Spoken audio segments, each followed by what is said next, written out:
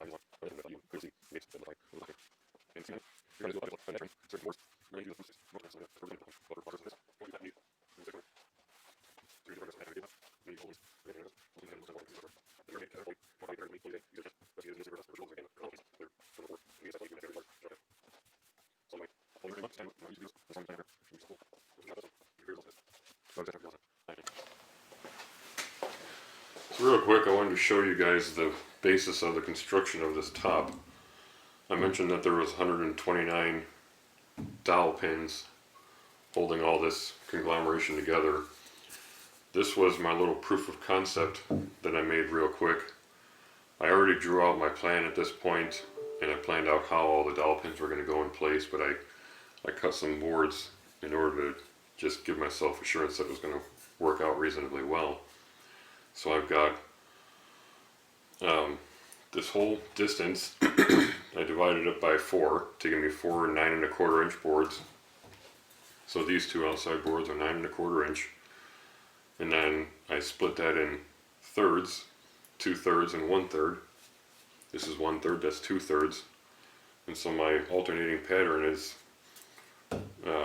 full length, full length, full length, full length, 2/3, full, full, full, 1/3, 1/3, full, full, full, 2/3, full, full, full, full, and just repeat. And the dowel pin construction, you can kind of see right here.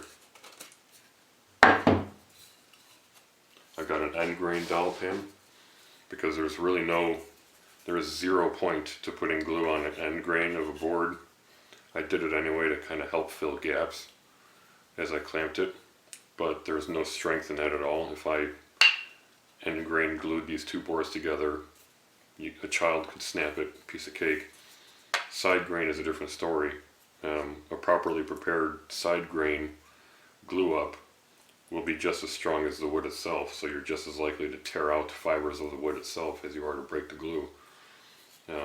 So to help give a little more strength, I put an end grain dowel pin, because obviously the end grain has side grains on its axis as well as in here, so that provides some strength in that regard.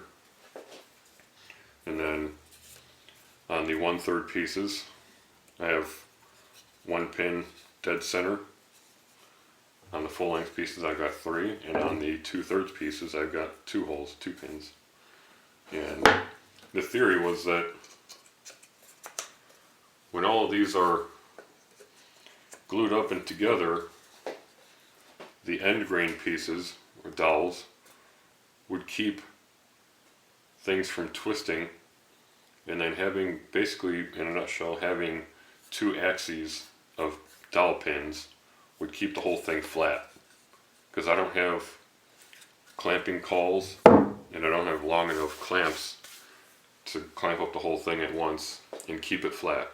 That was just not an option, so I figured this was my best bet at getting a flat surface. This little section here, dead flat, pretty much.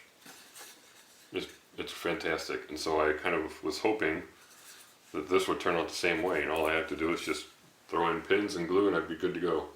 That was definitely not how it worked.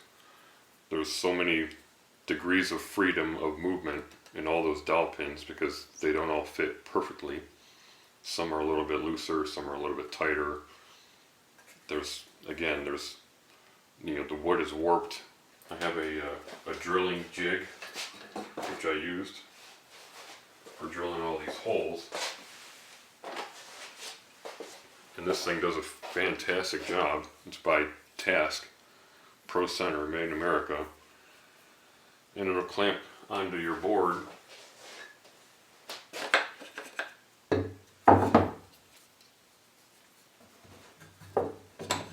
And these jaws both close in at the same time. And what that does is it ensures that you are drilling a hole dead center on the side of your board. And then it's got little marks here that you line up with where you want your holes to be. And so this ensures that your holes are on center, but when you're dealing with warped wood, you can get close, but you never get it perfect. Alright, I'm calling it good. My hands are now covered in oil, and I gotta turn the camera off with oily hands. Thank you very much for watching, and I really appreciate you hanging around for the whole series here on refinishing this thing.